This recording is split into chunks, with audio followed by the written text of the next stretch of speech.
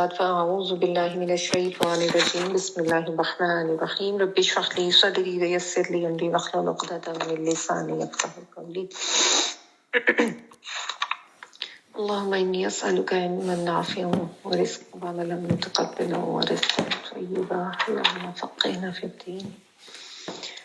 Okay جی، کل جو ہے ہم نے آیت نمبر 159 سے آنورڈز کیا تھا اور اس میں اللہ تعالیٰ نے یہ بتایا تھا کہ اللہ تعالیٰ نے جب ہدایات اور سب حق بات جو ہے وہ واضح کر دی ہے تو اس کے بعد بھی اس حق بات کو چھپانا یہ اللہ تعالیٰ کی طرف سے لعنت کا موجب بنتا ہے، اللہ تعالیٰ کی طرف سے بھی اور تمام لعنت کرنے والوں کی طرف سے لعنت، کیونکہ یہ بہت بڑا گناہ ہے کتمان حق۔ اللہ تعالیٰ نے سب کچھ واضح کر دیا ہے تو پھر ظاہر ہے اس کو بتانا ہے، اس کو چھپانا نہیں ہے اور کوئی غلط قسم کے فتوے نہیں دینے، اس کو آگے پہنچانا ہے۔ پھر اللہ تعالیٰ نے کہا لیکن اگر کسی نے ایسا کر دیا، اس کے بعد انہوں نے توبہ کی، انہوں نے اصلاح بھی کر دی اور اس کے بعد انہوں نے بیان بھی کر دیا، تو ایسے لوگوں کے لیے اللہ تعالیٰ نے یہ فرمایا کہ اللہ تعالیٰ جو ہے وہ مہربان ہے۔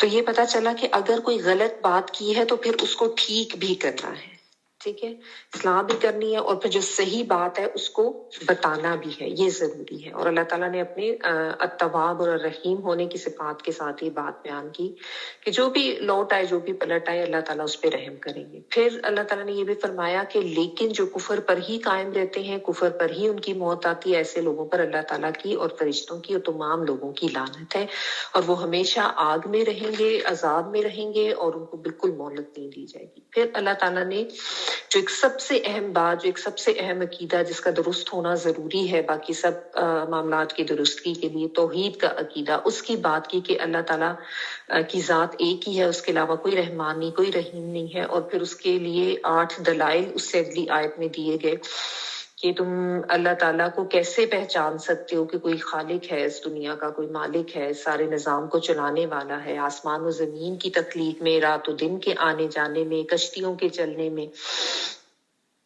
اور ان سے جو نفع تمہیں ملتا ہے۔ پھر اللہ تعالیٰ نے جو آسمان سے پانی برسایا، اس سے مردہ زمین کو زندہ کیے جانے میں، اور پھر تمام جو جاندار اللہ تعالیٰ نے بے شمار اس دنیا میں پھیلا دیے ہیں، اور پھر ہواؤں کی گردش میں اور بادل جو اللہ تعالیٰ نے مسخر کر دیے آسمان و زمین کے درمیان، اس میں نشانیاں ہیں لآیات لقوم یعقلون، اس قوم کے لیے، ان لوگوں کے لیے جو عقل کرتے ہیں، ٹھیک ہے، یعنی جو عقل کرے گا، وہ عقل کا میں نے آپ کو مطلب بتایا تھا، باندھنے کے معنوں میں آتا ہے، یعنی جو صحیح چیز کو پکڑ لے گا، جو صحیح چیز کو گریسپ کر لے گا، وہ یعنی عقل کرنے والا ہے، وہ اپنے رب کی معرفت پا لے گا، رب تک پہنچ جائے گا، اس کی توحید کا اقرار کر لے گا۔ لیکن جو نہیں غور و فکر کرتے اپنے ارد گرد، جو نہیں عقل کرتے، ان کے ساتھ پھر کیا معاملہ ہوتا ہے، وہ شرک میں پڑ جاتے ہیں۔ وہی بات اللہ تعالیٰ آگے بیان کریں، آیت نمبر 165 پڑھ رہی ہوں۔ وَمِنَ النَّاسِ مَن يَتَّخِذُ مِن دُونِ اللَّهِ أَندَادًا يُحِبُّونَهُمْ كَحُبِّ اللَّهِ وَالَّذِينَ آمَنُوا أَشَدُّ حُبًّا لِلَّهِ وَلَوْ يَرَى الَّذِينَ ظَلَمُوا إِذْ يَرَوْنَ الْعَذَابَ أَنَّ الْقُوَّةَ لِلَّهِ جَمِيعًا وَأَنَّ اللَّهَ شَدِيدُ الْعَذَابِ۔ اور لوگوں میں سے بعض ایسے بھی ہیں جو اللہ کے شریک دوسروں کو ٹھہرا کر ان سے ایسی محبت رکھتے ہیں جیسی محبت اللہ سے ہونی چاہیے، اور ایمان والے اللہ کی محبت میں بہت شدید ہوتے ہیں۔ کاش کے مشرک لوگ جانتے، جب اللہ کے عذاب کو دیکھ کر جانیں گے کہ تمام طاقت اللہ تعالیٰ ہی کی ہے اور اللہ تعالیٰ سخت عذاب دینے والا ہے۔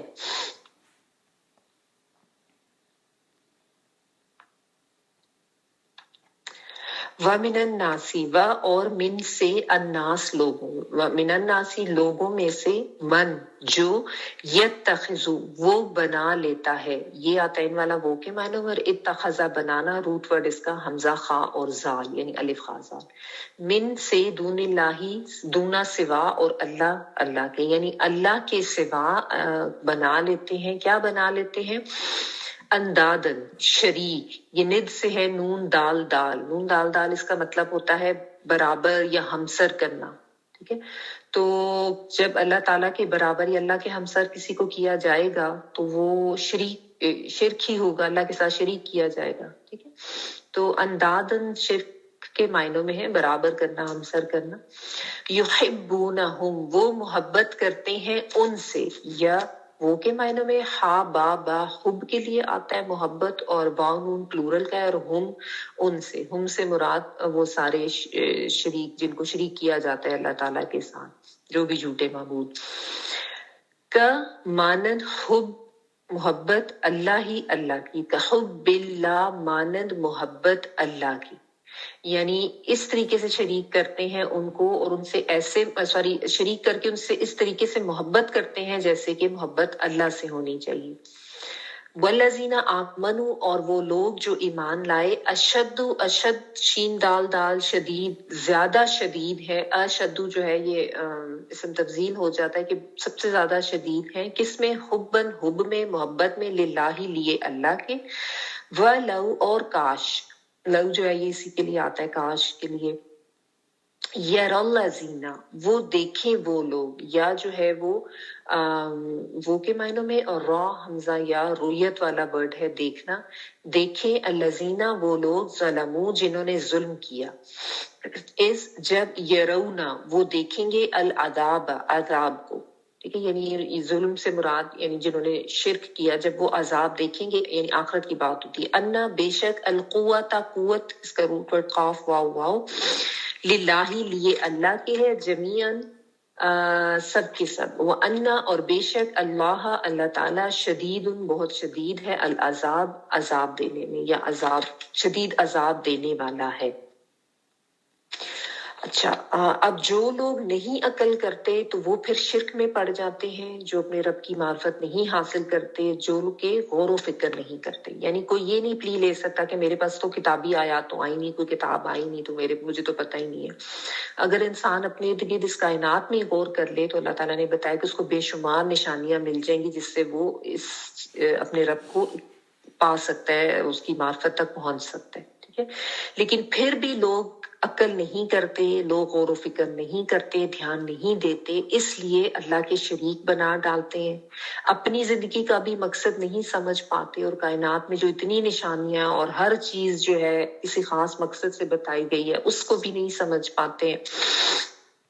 شرک کی گمراہی میں پڑ جاتے ہیں. اللہ کے ساتھ ایک تو یہ کہ دوسروں کو شریک بناتے ہیں، ان میں اللہ تعالیٰ والی ہی صفات ڈھونڈتے ہیں اور سمجھتے ہیں. یعنی اللہ تعالیٰ جیسی قادر و مطلق ہستی، خالق، مالک، اس کو چھوڑ کے غیر اللہ کے پیچھے جاتے ہیں. غیر اللہ سے مراد اللہ کے علاوہ ہر چیز ہے. ٹھیک ہے، اب اس میں جس طرح بت مشرکین جو ہیں وہ بتوں کو، دیوی دیوتاؤں کو یہ کرتے تھے، بعض لوگ بزرگوں کو کرتے ہیں، بعض جو فرقے ان میں جس طرح جو بعض مذاہب ان میں پیغمبروں کو بھی یہ درجہ دے دیا جاتا ہے کہ اللہ کے ساتھ شریک کرتے ہیں، ان کو حاجت روا سمجھتے ہیں، ان کو مشکل کشا سمجھتے ہیں، فریاد رس سمجھتے ہیں، ان کے بارے میں یہ کانسیپٹ رکھتے ہیں کہ جی یہ ہماری شفاعت کریں گے. تو اللہ تعالیٰ نے ایسے لگا جیسے یہاں پہ اللہ تعالیٰ کا انداز اور ایک شکوے والا ہے کہ یعنی ایک تو اتنی نشانیاں ہونے کے باوجود شرک بھی کرتے ہیں، عقل استعمال نہیں کرتے، حالانکہ اللہ نے شعور دیا، عقل دیا، اور اس کے بعد اللہ تعالیٰ کے ساتھ شریک ٹھہراتے ہیں، اور پھر ان شریکوں سے اتنی شدید محبت کرتے ہیں جو کہ صرف اور صرف اللہ تعالیٰ کے لیے جائز ہے.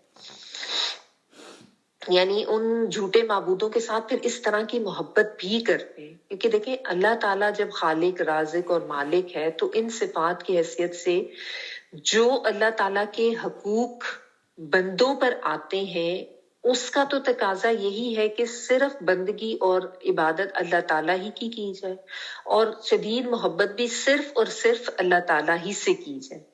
ٹھیک ہے نا، جبکہ جو مشرک ہیں، جو شرک کرنے والے ہیں، وہ یہ سب کام ان جھوٹے معبودوں کے لیے کرتے ہیں جن کے لیے ان کی عقیدت ہوتی ہے اور جن کو وہ اللہ کے ساتھ شریک ٹھہراتے ہیں.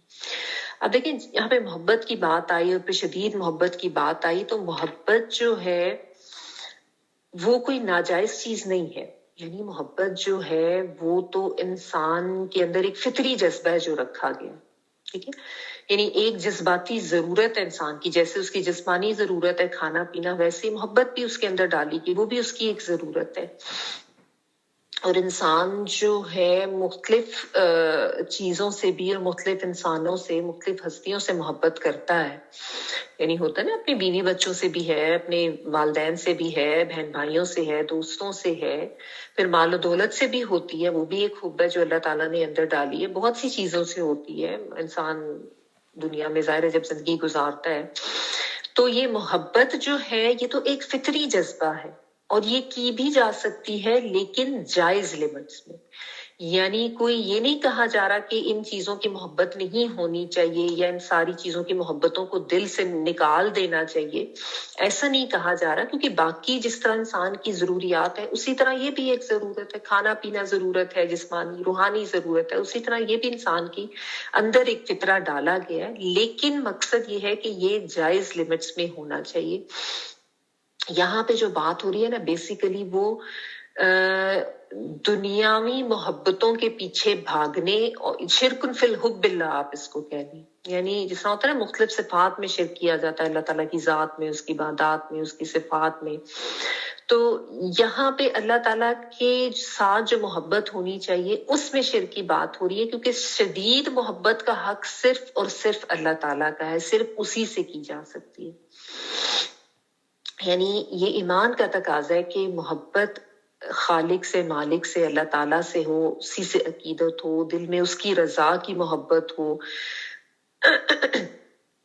لیکن جو لوگ اس چیز کو نہیں سمجھتے وہ پھر جو افراط و تفرید کا شکار ہو جاتے ہیں، وہ پھر غیر اللہ کی طرف اتنا جاتے ہیں کہ اس سے ویسی محبت کرنے لگ جاتے ہیں. ٹھیک ہے نا؟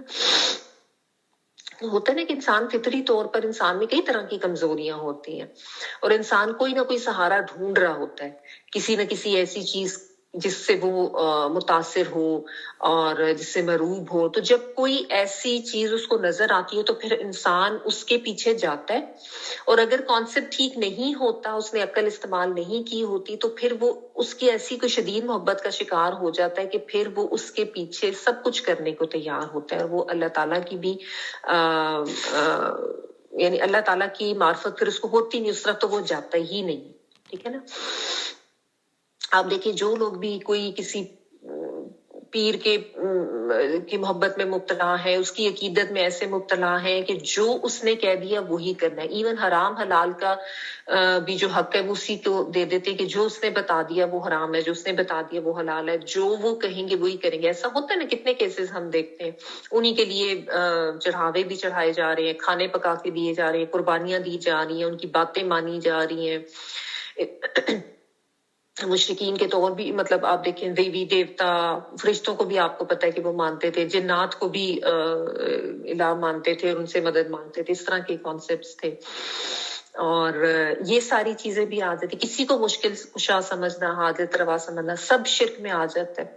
تو انبیاء کو ایسے درجات دے دینا جس طرح یہود و نصارہ نے دیے ہوئے تھے، اور آج مسلمانوں میں بھی ایسے لوگ ہیں جو کہ اس غلف کا شکار ہے کہ وہ نبی صلی اللہ علیہ وسلم کو حاجت روا سمجھتے ہیں، ان سے دعائیں مانگتے ہیں، ان کو مشکل کشا سمجھتے ہیں. حالانکہ یہ بھی محبت میں غلف ہے کہ ٹھیک ہے نبی صلی اللہ علیہ وسلم سے ہمیں بہت زیادہ محبت ہونی چاہیے، لیکن محبت میں بھی غلف کا شکار نہیں ہونا، کہ ان کو جو ان کا ابدیت کا درجہ ہے وہاں سے اٹھا کے ان کو الوہیت کے درجے پر نہیں لے جایا جا سکتا. یہ بھی شرک ہے. اگر کوئی یہ سمجھتا ہے کہ اس نے نبی صلی اللہ علیہ وسلم سے دعائیں مانگنی ہے تو یہ شرک ہے. وہ یہ جان لے کہ دعا صرف اللہ تعالیٰ سے مانگی جا سکتی ہے.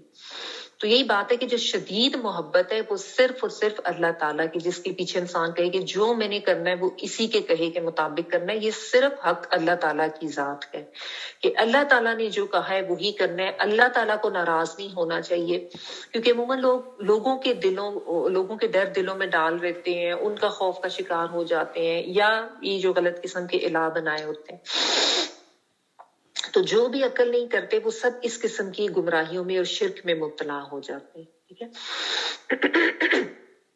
اب اس میں ضروری نہیں ہے کہ غیر اللہ یا کسی اور کو اللہ کے ساتھ شریک کرنا، اس میں صرف یہ یعنی کوئی شخصیات ہی آ سکتی ہیں، یا کوئی پیر ہی آ سکتے ہیں، یا کوئی بت ہی آ سکتے. کوئی بھی ایسی چیز جس کی محبت میں شدت کا انسان اتنا شکار ہو گیا ہے کہ وہ اللہ تعالیٰ کی اطاعت سے، اللہ تعالیٰ کی فرما برداری سے رک رہا ہے، یا اللہ تعالیٰ کی بتائی ہوئی جو حدود و قیود ہے ان کو توڑ رہا ہے، یا وہ اللہ تعالیٰ کو بالکل ہی بھلا بیٹھا ہے، اللہ تعالیٰ کے لیے اس کے پاس ٹائم نہیں ہے، یا اتنا یعنی وہ اس محبت میں کھو گیا۔ آپ دیکھیں ہوتا ہے نا، بعض لوگوں کو مختلف قسم کی کریز ہوتے ہیں، کسی کو اپنے کاروبار میں محبت ہے تو اتنا کریز ہے کہ وہ دن رات اس کے حواسوں پہ وہی سوار ہے، اس کو کوئی نہیں یاد کہ اس کا رب کون ہے، اس نے اس کو بھی یاد کرنا ہے، اس کو کوئی نہیں یاد کہ اللہ تعالیٰ نے اس کو کاروبار کرنے کے کون سے جائز حلال طریقے بتائے ہیں، وہ ان سب کو بھی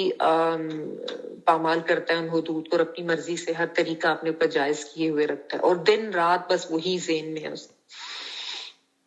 یہ غلط ہے، ٹھیک ہے۔ کسی کو اپنی نوکری کی اتنی فکر ہے کہ وہ ہر وقت اتنا ورکہولک ہے کہ بس اس کو کچھ نہیں پتا ہوتا، کچھ اور یاد نہیں۔ پھر اس طرح اور بھی بہت سے کریزز ہیں، بعض لوگوں کو گاڑیوں کا، ٹین ایجرز ہوتے ہیں ان کو بائک کا، یا کسی گیم کا، یا کسی گیم کے کسی پلیئر کا، یا کوئی کسی ایسی کسی سیلیبریٹی سے، کسی شخصیت سے اتنا زیادہ متاثر ہوتا ہے،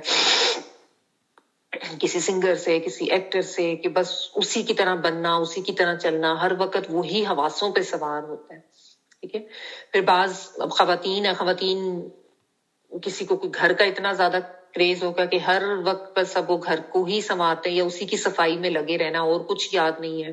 کسی کو کپڑے اکٹھے کرنے کا کریز ہے، تو کسی کو برتن اکٹھے کرنے کا، یا کسی کو جوتے اکٹھے کرنے کا، اور ہر وقت وہی چیز ذہن پہ سوار ہے نا۔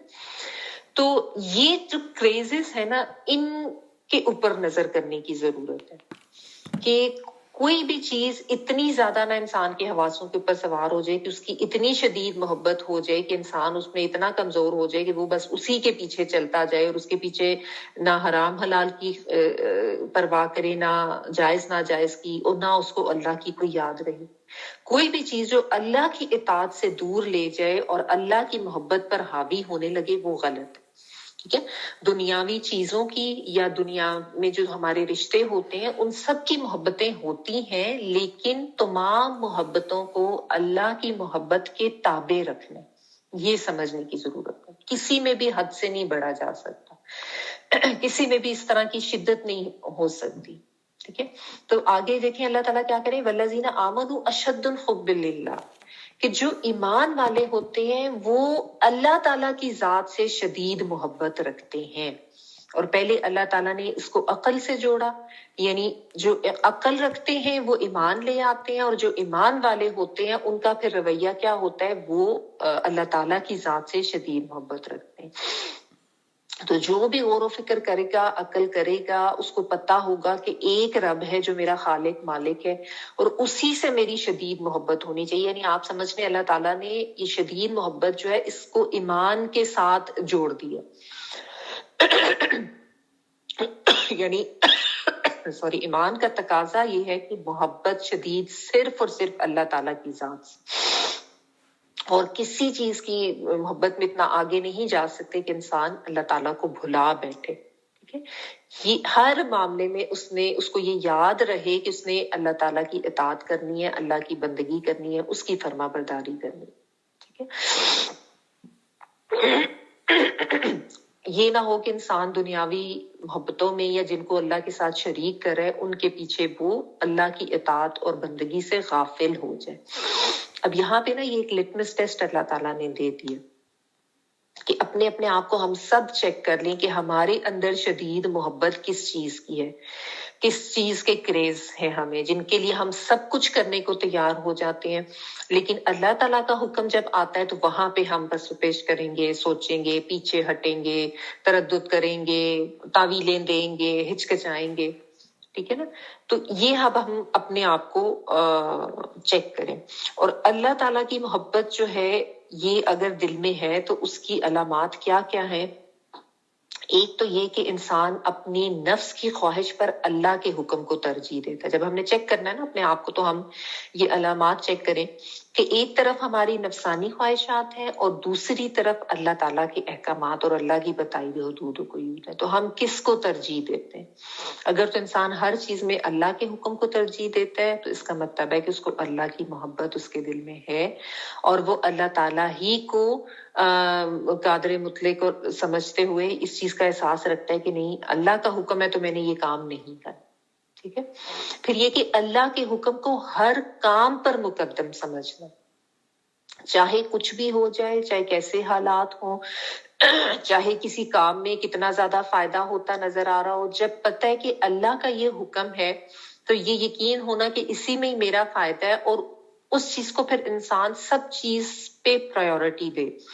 بے شک اور جتنے کام ہیں، اب جب نماز کا وقت آ گیا ہے تو پتہ ہے کہ پھر نماز ہی سب سے مقدم ہونی چاہیے. پھر یہ نہیں کہ ہم دنیا کے کام جو ہیں ان کو اہمیت دیں اور نمازیں چھوڑ دیں. یہ اور بھی، یہ تو نماز میں صرف ایک ایگزامپل دے گی کہ اللہ کے حکم کو ہر کام پر مقدم سمجھنا ہے کہ اس کی اہمیت یعنی سب سے زیادہ ہونی چاہیے دنیا میں. کیونکہ عموماً یہ ہوتا ہے نا، اللہ کے احکامات کی اہمیت ہم کم کر دیتے ہیں، اللہ تعالیٰ کے ڈر و خوف کو بھی ہم کم کر دیتے ہیں، باقی چیزوں کو زیادہ مقدم سمجھنا شروع کر دیتے ہیں. تو یہ اپنی پرائیورٹیز جو ہے نا ان کو چیک کریں. ٹھیک ہے. پھر یہ کہ اللہ تعالیٰ سے ملاقات کا ایک شعور ہونا چاہیے. وہ شعور جب انسان کو ہوتا ہے نا تو پھر وہ ظاہر ہے اللہ تعالیٰ کی ہی اطاعت اور فرمانبرداری اور اس کی بندگی کی کوشش کرتا ہے اور اس طرف جاتا ہے. اور ایک یہ بھی ہے کہ اللہ کے حکم اور اللہ کی تقدیر پر راضی رہنا، اس سے کوئی شکوہ شکایت نہ کرنا، جو بھی اللہ تعالیٰ نے فیصلہ کیا یا جو بھی حالات ہیں. ٹھیک ہے. تو یہ بڑی امپورٹنٹ آیت ہے اور اس میں بہت سی چیزوں کو ایڈریس کیا گیا ہے. یعنی اس آیت کو آپ صرف یہ نہیں سمجھ سکتے کہ شاید اس سے مراد صرف بت ہی ہیں جو شریک کیے جاتے ہیں. کوئی بھی ایسی چیز جو کہ انسان کو اللہ کی اطاعت سے روک رہی ہے اور اس سے انسان کو اتنی شدید محبت ہے جتنی کہ اللہ سے ہونی چاہیے، اور اللہ کی بات کو اس نے نیچے کر دیا اور اس محبت کو اس نے زیادہ اوپر کر دیا. آپ دیکھیں ہمارے کتنے غلط قسم کے سلوگن ہیں نا، محبت اور جنگ میں سب جائز ہے، جو مرضی کر لو. انتہائی غلط کانسیپٹس ہیں یہ، کیونکہ اللہ تعالیٰ نے ہر چیز کی حدودوں کی قیود بتائی ہیں، لمٹس بتائی ہیں. ایسا قطعاً بھی جائز نہیں ہے. ہمارے دین میں تو جنگ کی بھی حدود بیان کی گئی ہیں، رولز بتائے گئے ہیں کہ یہ کیا جا سکتا اور یہ نہیں کیا جا سکتا. درخت نہیں کاٹے جا سکتے، زمین خراب نہیں کی جا سکتی، جو کوئی معذور ہیں، بزرگ ہیں، بچے ہیں، ان کے اوپر عورتوں پہ اس طرح سے ظلم نہیں کیا جا سکتا. تو ایسا یہ سب انسانی ذہن کی اختراع ہے کہ محبت و جنگ میں سب جائز ہے. نہیں، یہ تو اس طرح کا اگر کوئی جنون ہے تو وہ تو ذہنی بیماری، خلل ہے انسان کے اندر. تو جو بھی محبتیں وہ لمٹس کے اندر ہوں گی تو ہی جائز ہوں گی. اس طرح نہیں کسی کے پیچھے بھاگنا کہ انسان کریز میں آ جائے اور اللہ کی یاد اور اللہ کا خوف اور اس کا حکم دل سے نکل جائے. خواہ انسان کی اپنی سگی اولاد ہی کیوں نہ ہو، اگر اس کے پیچھے لگ کے بھی انسان اپنی بندگی کے حق کی ادائیگی سے غافل ہو رہا ہے کہ یعنی اس کو اپنی نمازیں بھی بھول گئی ہیں یا وہ اپنی اولاد کے لیے ناجائز کمانے پہ نکل گیا ہے، تو یہ سب بھی اسی میں آ جاتا ہے. یہ بھی شرکی ہے. اسی لیے اسلام میں شخصیت پرستی کی کوئی گنجائش ہے ہی نہیں نا. آپ دیکھیں اس کی تو بالکل نفی کی گئی ہے، کیونکہ جس طرح جو دین کے جو بزرگ یا اس طرح پیر جن کو لوگ بنا لیتے اور پھر وہ شرک کا ہی شکار ہو جاتے ہیں نا. یہ تو مسئلہ ہوتا ہے کہ اللہ کے ساتھ ان کو جوڑتے ہیں اور اللہ کے ساتھ شریک ٹھہراتے ہیں. حالانکہ جو کوئی بزرگان دین تھے جنہوں نے دین کی بڑی خدمت کی، وہ تو اللہ کی طرف ہی لے کے جاتے تھے لوگوں کو، لیکن ان کے جانے کے بعد لوگوں نے کوئی ان کے مزار بنا لیے، انہی کی عبادت شروع کر دی، ان کو معبود بنا لیا، شرک کی طرف چلے گئے. وہ ایک شخصیت پرستی سے شرک پرستی میں چلے گئے. ٹھیک ہے. تو یہ اللہ تعالیٰ بتا رہے ہیں کہ جو ایمان والے ہوتے ہیں ان میں شدید محبت صرف اللہ تعالیٰ کی ہوتی ہے. وہ ادھر ادھر نہیں بھٹکتے، جبکہ جو ادھر ادھر بھٹکتے ہیں، جو عقل استعمال نہیں کرتے، وہ پھر ظلم کرتے ہیں. ظلم کا مفہوم کیا ہے؟ وَدِيَ شَيْءٍ فِي غَيْرِ مَحِلِّ، یعنی چیز کو اس کی اصل جگہ پہ نہ رکھنا. تو اللہ تعالیٰ کا جو اصل مقام ہے وہ اس کو نہ دینا، یہی ہے نا شرک. اور یہ بہت بڑا ظلم ہے. ان الشرک لظلم عظیم، بہت بڑا ظلم ہے شرک. تو اللہ تعالیٰ فرما رہے ہیں کہ ایسے لوگ جنہوں نے یہ شرک کیا گویا وہ ظالم ہیں، اور وہ ظالموں کے بارے میں اللہ تعالیٰ کہہ رہے ہیں کہ کاش ان کو پتہ چل جائے کہ آخرت میں ان کے اوپر کیسا عذاب آنے والا ہے. وہ ایسا عذاب ہوگا کہ جب اس عذاب کو وہ دیکھیں گے تو کہیں گے ان القوات للہ جمیعا، کہ بس طاقت اور قوت تو صرف اللہ ہی کے لیے ہے. اور اللہ تعالیٰ کے ساتھ آگے یہ بھی بتا رہے ہیں کہ اللہ تعالیٰ شدید عذاب والا ہے. جو بھی غلط کام انسان نے کیے اور اسی شرک پر اسی کفر پہ اس کی موت ہوئی ہے تو پھر آخرت میں وہ عذاب دیکھے گا. اس وقت پھر اس کو احساس ہوگا کہ ہاں سب سے زیادہ طاقتور تو اللہ ہی کی ذات ہے. میں جتنا بھی اپنے آپ کو طاقتور سمجھتا تھا یا دوسرے لوگوں کے پیچھے بھاگتا، سب سہارے کمزور تھے. وہ سب چیزیں اس کی ڈوب جائیں گی، ختم ہو جائیں گی. دنیا میں بھی آپ دیکھیں جب کوئی مصیبت آتی ہے نا شدید، جب انسان ڈوبنے لگتا ہے، موت نظر آ رہی ہوتی ہے، تو اس وقت پھر بے اختیار اللہ کو ہی پکارتا ہے. بھلے اس کو کسی انسان سے بڑی شدید محبت ہو، جی فلاں سیلیبریٹی سے، فلاں پلیئر سے یا کسی طرح، اس وقت کوئی وہ انسان یاد نہیں آتے، وہ پھر اللہ تعالیٰ ہی کو پکارتا ہے. جب ایک دم کوئی ایسے کوئی موت سامنے آ جائے، کوئی زلزلہ آ جائے، کوئی سمندر میں کشتی ڈوب رہی ہے، یا کہ جو جہاز میں سفر کرتے ہوئے کوئی ایسا انسیڈنٹ ہو جائے. تو یہ بات اللہ تعالیٰ کہہ رہے ہیں کہ اس کا جب عذاب دیکھیں گے نا، اس وقت پھر ان کو پتہ چل جائے گا کہ اصل طاقت کا محور صرف اللہ ہی کی ذات ہے. لیکن دنیا میں جب ان کو بلایا جاتا تھا تو محور صرف اللہ ہی کی ذات ہے. لیکن دنیا میں جب ان کو بلایا جاتا تھا تو وہ نہیں مانتے تھے. تو یہ یہاں پہ آپ دیکھیں ایسا ہوتا ہے نا، انسان جیسے ٹین ایجرز ہوتے ہیں، معذفہ گاڑی لے کے نکل جاتے ہیں، سارے ٹریفک رولز وہ توڑے ہوتے ہیں، تیز بھی چلا رہے ہیں، سگنلز بھی توڑے ہیں. جیسے کہیں پہ ان کو کوئی وہ ٹریفک پولیس نظر آتی ہے، یہ جب وہ روکتے ہیں اس وقت پھر ان کو سمجھ آتی ہے کہ او اب تو گئے، اب تو ہمارا چلان ہوگا اور پکڑے جائیں گے. تو یہ بات ہے کہ جب آخرت میں پھر ان کو نظر آئے گا نا، تو اس وقت وہ پھر یہ مان لیں گے کہ ہاں اچھا اللہ کی ہی ساری طاقت. اور اللہ تعالیٰ نے کہہ دی کہ اللہ تعالیٰ شدید عذاب دینے والے ہیں. یعنی اللہ تعالیٰ جہاں اپنی رحمان ہونے کی صفات بیان کرتے ہیں، اپنے غفور و رحیم ہونے کی صفات بیان کرتے ہیں، جس طرح اللہ نے پہلے کہی کہ اگر کوئی توبہ کر لے، اصلاح کر لے تو میں غفور و رحیم ہوں، رحم کرتا ہوں. لیکن ساتھ ساتھ اللہ تعالیٰ اپنی پکڑ اور اپنے شدید العذاب ہونے کا بھی ذکر کرتے ہیں، اپنے شدید العقاب ہونے کا بھی ذکر کرتے ہیں کہ اللہ کی پکڑ، اللہ کی طرف سے عذاب، اللہ کی سزا بہت سخت ہے. یعنی کوئی یہ بس وہ رحمان کی ہی صفت کو نہ لے کے بیٹھا رہے کہ جو دل کرے وہ کرتا رہے کہ جی ٹھیک ہے اللہ کو تو مانتا، لیکن اللہ تعالیٰ تو معاف کرنے والے معاف کر دیں گے، اس لیے میں جو چاہوں کر لوں. یہ بھی سمجھنے کی بات ہے. ٹھیک ہے.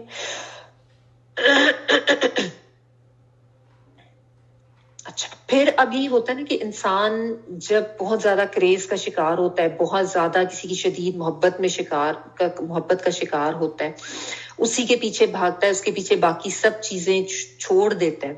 اب ایسے لوگوں کا آخرت میں کیا معاملہ ہوگا؟ کیونکہ اللہ تعالیٰ نے آخرت کا ذکر کیا نا کہ جب آخرت میں وہ اللہ کا عذاب دیکھیں گے تو پھر کاش وہ دیکھ لیتے تو آج ہی ان کو پتہ چل جاتا. اب آخرت کا معاملہ اللہ تعالیٰ بیان کر رہے ہیں تاکہ لوگوں کو سمجھ آ جائے کہ آج دنیا میں تو وہ سب کو اپنا پیر بنا کے اور ان کے پیچھے جا رہے ہیں، یا اتنا زیادہ ان کی محبت کا شکار ہیں کہ اس کے پیچھے اللہ کے کو بھلا دیا. آخرت میں کیا ہوگا؟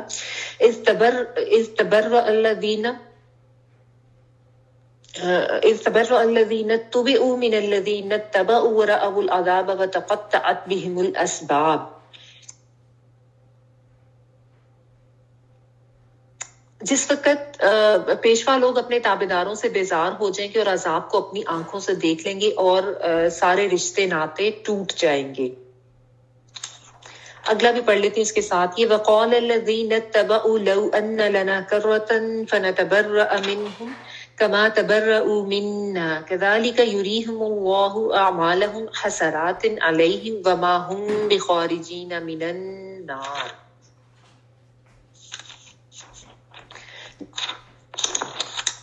اور فرمانبرداری کرنے والے کہیں گے کہ کاش ہم دنیا کی طرف دوبارہ جائیں تو ہم بھی ان سے ایسی بیزار ہو جائیں جیسے یہ ہم سے. اس طرح اللہ تعالیٰ انہیں ان کے اعمال دکھائے گا حسرت بنا کے، اور یہ لوگ ہرگز جہنم سے نہ نکلیں گے. اس جب تبرہ جو ہے یہ بیزار ہونے کے معنی میں، با را اور حمزہ اس کا روٹ ورڈ ہے. برات کا ورڈ ہوتا ہے، ٹھیک ہے، ڈسون کرنا، اس معنوں میں ہے یہ. تو جیسے ہم کہتے ہیں نا بری ذمہ ہونا، خلاصی ہو جانا، ٹھیک ہے. तो ये उस मायनों में है, यानी बेजारी होना, डिसोन कर देना। तो जब बेजार होंगे अल्लाजीना वो लोग, उत्तबिउ जो पैरवी किए गए से मुराद है लीडर्स। इनके नीचे आप ऐसे ब्रैकेट में लीडर्स लिख लें, यानी जिनकी पैरवी की गई, उत्तबिउ मिनल लजीना उन लोगों से, इत्तबाउ जिन्होंने पैरवी की, यानी फॉलोअर्स। इसके नीचे आप फॉलोअर्स लिख लें, ठीक है। तो इत्तबाउ जिन्होंने पैरवी की, और पहले उत्तबिउ जो है जो जिनकी पैरवी की गई, लीडर्स और फॉलोअर्स दोनों का बताया जा रहा है। वरअवू और वो देख लेंगे, वही रा हमजा या क्या देख लेंगे, अल अजाबा अजाब को, व और तक़त्तअत कता हो जाएंगे, कट जाएंगे, यानी खत्म हो जाएंगे। क़ाफ तो और ऐन, यानी काफ तोएं और ऐन, इसका रूट वर्ड है। कता करना उर्दू में भी हम करते हैं। तक़त्तअत जो है यानी पहली जो ता आ रही है ना शुरू में, वो बाब की ता है। मैंने आपको बताया कि बाब होते हैं, ग्रुप्स होते हैं, उनमें जब वर्ड चला जाता है उसकी वजह से आ रही है, तफ़अला से। और दूसरी जो ता ना एंड पे जो आ रही है वो मोनस की ता है, जो कि ग्रामर का रूल है कि असबाब जो है वो जमा तकसीर है, उसकी वजह से, यानी जमा मुकस्सर है, उसकी वजह से भी वो मोनस कंसिडर होता है। तो इस वजह से बहरहाल बस आपको मैं सभी बता दूं कि जो एंड वाली पूरी ते, अरबी में जो ते है ना वो मोनस को भी शो करती है। तो तुम के लिए आती है ना, इसलिए मैं आपको साथ साथ बता देती हूँ कि यहाँ पे तुम आतैन वाला है, यहाँ पे ग्रामर का, यहाँ पे बाब का है। तो इसमें जो शुरू में ते है वो तुम वाला नहीं है, आतैन वाला नहीं है, ठीक है, वो बाब की ता। और जो एंड पे पूरी ते आ रही है वो मोनस की ता है, जो कि ग्रामर के किसी रूल की वजह से आ रही है। बिहिम साथ उनके, अल असबाब जरिए, असबाब जिस तरह उर्दू में लेते हैं, जो भी मीन्स, या यहाँ पे बेसिकली ताल्लुकात के मायनों में सीन बाबा इसका रूट वर्ड होता है। सबब जो है ना बेसिकली ये रस्सी के लिए आता है, जैसे रस्सी जिसके जरिए दरख्त पे चढ़ा जाता है, खजूर के दरख्त पे ये लोग चढ़ के करते थे। तो उसके बाद से फिर हर वो चीज जो दूसरी चीज तक पहुंचने का जरिया, हम असबाब इसी के लिए यूज करते हैं, वही वर्ड है। वक़ाल अल्लज़ीना और कहेंगे वो लोग, इत्तबाउ जिन्होंने पैरवी की, यानी ये भी फॉलोअर्स की बात हो रही है कि उनकी क्या बात होगी, वो क्या कहेंगे, लव काश, अन्ना बेशक, लना लिए हमारे, यानी काश हमारे लिए क्या होता, कररतन लौटना होता, काफ रा पलटना, दोबारा से आना, तकरार होता है ना, तकरार करना, वो भी इसी वर्ड से काफ रा, यानी जिसमें लौटाया जाता है, बात को रिपीट किया जाता है। फनतबर्रा तो हम तबर्रा करते, यानी बेजारी करते, मिन हम इनसे। फ तो न नून जो है यहाँ पे आता है इन वाला हम के मायनों में, और तबर्रा जो है वही बेजारी दिखाना, बारा हमजा मिन हम उनसे। यहाँ पे हम से मुराद जो है ना, मिन हम में हम वो लीडर्स मुराद है, उसमें भी नीचे आप इंग्लिश में लिख लें तो आपको आसानी रहेगी। कमा जैसा कि तबर्रऊ वो बेजार हुए, मिन्ना हमसे, मिन से और नून लिखना हम के लिए आ रहा है। कज़ालिका इसी तरह, युरीहिमुल्लाहु दिखाएगा उनको अल्लाह ताला, या वो रा हमजा या देखना दिखाएगा, रुयत वाला, अल्लाहु अल्लाह ताला। कज़ालिका इसी तरह वो दिखाएगा उनको अल्लाह ताला, आमाल उनको जो है ना, यहाँ पे उनको से मुराद फॉलोअर्स हैं जिनको दिखाया जाएगा। क्या दिखाया जाएगा, अमाल अमाल उनके किस तरह से दिखाए जाएंगे, हसरात हसरतें बनाकर, हा सीन और रा। हसरा का वैसे मुख्तलिफ मायने होते हैं, पर्दा हटाने के मायनों में भी आता है, थकावट के मायनों में भी आता है, लेकिन ये अफसोस या इसको रिग्रेट करना हम कहते हैं, ठीक है, उस मायनों में। अलैहिम उन पर, व माँ और नहीं, हम वो बिखारिजीना निकलने वाले, खारिजीना जो है ये प्लूरल है, वो बाज़ अरबी का तर्जमा आप यहाँ पे नहीं करेंगे, बस खारिजीना, क्योंकि माँ आ गया ना, नहीं वो निकलने वाले, तो बाज़ अरबी का आप तर्जमा नहीं करेंगे यहाँ पे, मिनन नारी आग से, ठीक है।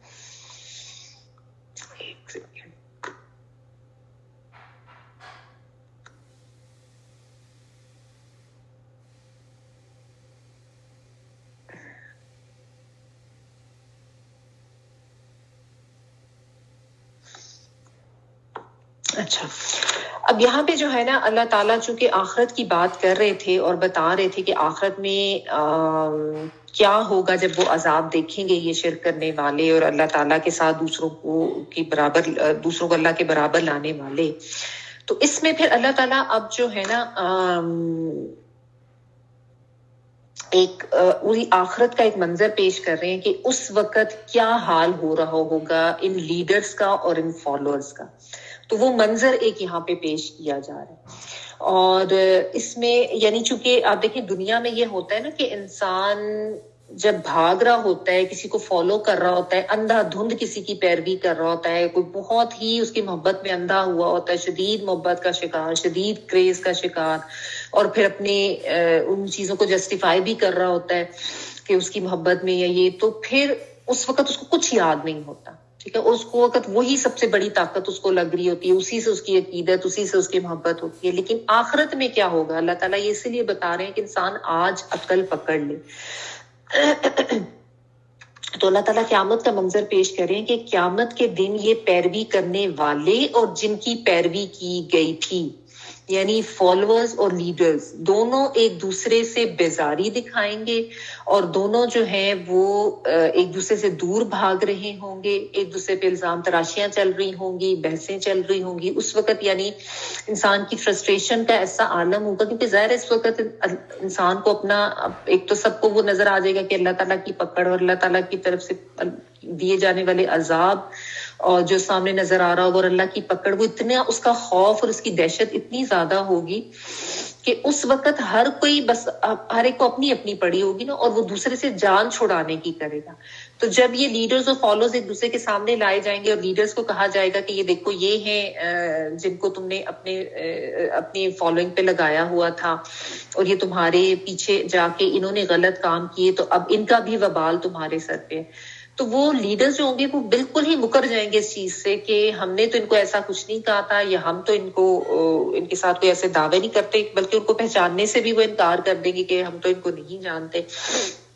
تو یہ جو بیزاری والی بات ہے نا، یہ اس معنوں میں کیوں کہیں گے کہ ہم تو نہیں ان کو جانتے، نہ ہم نے ان کو کچھ کہا، کیونکہ اس وقت تو اپنی اپنی پڑی ہوگی نا. تو اس وقت انسان کہے گا کہ نہیں میں نے تو اس کو کچھ نہیں کہا. حالانکہ آج دنیا میں آپ دیکھیں کس طرح شفاعت کے ٹھیکیدار بنے ہوتے ہیں کہ ہمارے فرقے میں آ جاؤ، تمہاری نجات ہو جائے گی، تمہیں بچا لیں گے، اور حاجت روا بھی بنے ہوتے ہیں، مشکل کشا بھی بنے ہوتے ہیں، اور پتہ نہیں کیا کیا دعوے کر رہے ہوتے ہیں اس دنیا پہ. آخرت میں جا کے ان سب سے نظریں چنائیں گے اور کہیں گے ہم تو ان کو جانتے بھی نہیں ہے کہ کس نے ہمارے پیچھے کوئی آیا تھا. دنیا میں آج ان کے دعوے دیکھیں، اور وہ سارے ان کے جو تعلقات اور جن کو وہ کامیابی کے ذریعے سمجھتے تھے، وہ سارے ان کے وہ چیزیں وہ سب کٹ جائیں گے.